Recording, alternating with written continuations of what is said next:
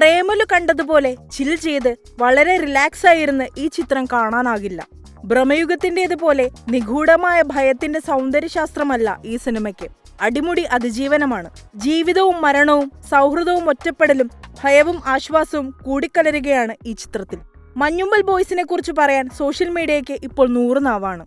മലയാളത്തിലെ ഒരു ഒന്നൊന്നര സർവൈവൽ ത്രില്ലർ എന്ന നിലയ്ക്ക് ഭരതന്റെ മാളൂട്ടി എന്ന ചിത്രം വർഷങ്ങളായി കൈയാളുന്ന മികവിലേക്ക്, അല്ലെങ്കിൽ അതിനേക്കാൾ ഒരുപടി മുകളിലേക്ക് മഞ്ഞുമ്മൽ ബോയ്സ് എത്തുകയാണെന്നാണ് സൈബർ ലോകം പറയുന്നത്. കൊടൈക്കനാലിലെ ഗുണ കേവ് അഥവാ ഡെവിൾസ് കിച്ചണിൽ നിന്നുള്ള അതിജീവനമാണ് ചിത്രത്തിന്റെ പ്രമേയമെന്ന് ഇപ്പോൾ ഒട്ടുമിക്ക സിനിമാ പ്രേമികൾക്കും അറിയാം.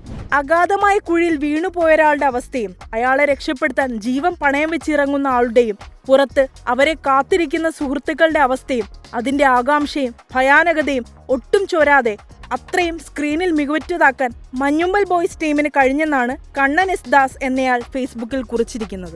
ചിദംബരം ഒരുക്കിയ ഈ ചിത്രം സൂപ്പർ താരങ്ങളില്ലെങ്കിലും വൻ പ്രൊമോഷൻ ഇല്ലെങ്കിലും നാളുകൾ കഴിയുന്തോറും മൗത്ത് പബ്ലിസിറ്റി കൊണ്ട് കൂടുതൽ ഹിറ്റാവുകയാണെന്നാണ് സോഷ്യൽ മീഡിയ പോസ്റ്റുകൾ തെളിയിക്കുന്നത്. ഇതിൽ തന്നെ മാളൂട്ടിയെയും മഞ്ഞുമ്മൽ ബോയ്സിനെയും താരതമ്യം ചെയ്യുന്ന എം റിജുവിന്റെ പോസ്റ്റ് ശ്രദ്ധേയമാണ്. സ്പോർട്സിലൊക്കെ പറയാറില്ലേ 25 വർഷം പഴക്കമുള്ള റെക്കോർഡ് തകർന്നുവെന്നൊക്കെ. ഇപ്പോൾ മലയാള സിനിമയിൽ ഇതാ 34 വർഷം പഴക്കമുള്ള ഒരു റെക്കോർഡ് തകർന്നിരിക്കുകയാണ്. 1990 ഇറങ്ങിയ ഭരതൻ സംവിധാനം ചെയ്ത മാളൂട്ടിയാണ് ഇപ്പോഴും മലയാളത്തിൽ ഇറങ്ങിയ ഏറ്റവും മികച്ച സർവൈവൽ ത്രില്ലറായി കണക്കാക്കുന്നത്. പിന്നീട് മോഹൻലാലിന്റെ നീരാളി, അന്നാബൻ നായികയായ ഹെലൻ, ഫഹദിന്റെ മലയൻ കുഞ്ഞ് തുടങ്ങി ഈ വിഭാഗത്തിൽപ്പെടുത്താവുന്ന ചിത്രങ്ങൾ ഉണ്ടായെങ്കിലും ഒന്നുപോലും മാളൂട്ടിയുടെ അടുത്തെത്തിയില്ല. കുഴൽക്കിണർ കുടുങ്ങിപ്പോയ മാളൂട്ടിയുടെ അതിജീവനത്തിന്റെ റെക്കോർഡ് ഇപ്പോൾ തകർന്നിരിക്കുകയാണ്. മഞ്ഞുമ്മൽ ബോയ്സ് മലയാളത്തിൽ നാളിതുവരെയുണ്ടായ മികച്ച സർവൈവൽ മൂവിയാണെന്ന് നിസ്സംശയം പറയാമെന്നാണ് എം റിജു അഭിപ്രായപ്പെടുന്നത്. മഞ്ഞുമ്മൽ ബോയ്സ് എന്ന സിനിമ ഭയങ്കര സിമ്പിളാണ്. ആ സിമ്പിളായ സിനിമയുടെ യാത്രയാണ് പിടിച്ചിരുത്തിയത്.